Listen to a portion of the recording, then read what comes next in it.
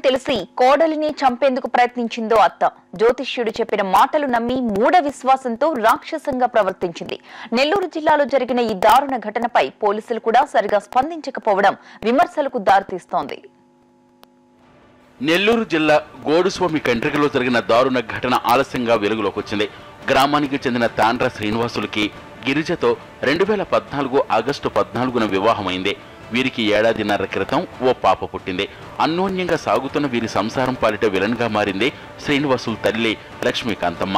అదనపు కట్నం తేవాలంటూ చిత్రహింసలకు గురిచేసేది.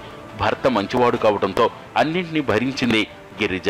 13 రోజులు సార్, ఇంతవరకు పట్టించుకోలేదు సార్ ముత్తుకూరు పోలీసు వాళ్ళు. తెల్లారి హాస్పిటల్లో చేరిన తర్వాత స్టేషన్కి ఫోన్ చేశారు సార్, మీ అత్త రాజీకి వస్తుంది, మీరు కూడా వచ్చి రాజీ చేసుకోకండి, మీకు కేసులు ఏం వద్దని చెప్పి అడుగుతున్నారు సార్. అతను ఆ వాటర్ సెలైన్లకి మంటలకి నిప్పులకి అలవాటు వేస్తుంటే కాలం చచ్చిపోయినా కూడా అంతే సార్. అట్టే చేస్తారు సార్ వాళ్ళు పోలీసు వాళ్ళు. అట్లా ఉంటే వచ్చి కేసు అని చెప్పి వాపసు తీసుకోమంటున్నారు సార్. వాళ్ళు వచ్చి మా ఆయన్ని బెదిరిస్తున్నారు, మమ్మల్ని బెదిరిస్తున్నారు, మా నాన్న వాళ్ళకి కూడా బెదిరిస్తున్నారు సార్ వాళ్ళు. ఇటీవల గిరిజ మరోసారి గర్భం దాల్చింది. కోడలి పట్ల కక్ష పెంచుకున్న లక్ష్మీకాంతమ్మ ఈసారి ఏ బిడ్డ పుట్టబోతోందో తెలుసుకోవాలని గ్రామంలో జాతకాలు చెప్పే ఓ సోదిగాడిని పిలిపించింది. మళ్లీ ఆడపిల్ల పుట్టబోతోందంటూ చెప్పడంతో అబార్షన్ చేయించుకోమంటూ కోడలిపై ఒత్తిడి పెంచింది లక్ష్మీకాంతమ్మ. కొడుకులేని సమయం చూసి కోడలు నిద్రపోయే సమయంలో పొట్టపై యాసిడ్, కిరోసిన్ కలిపి పోసి తగులుబెట్టే ప్రయత్నం చేసింది.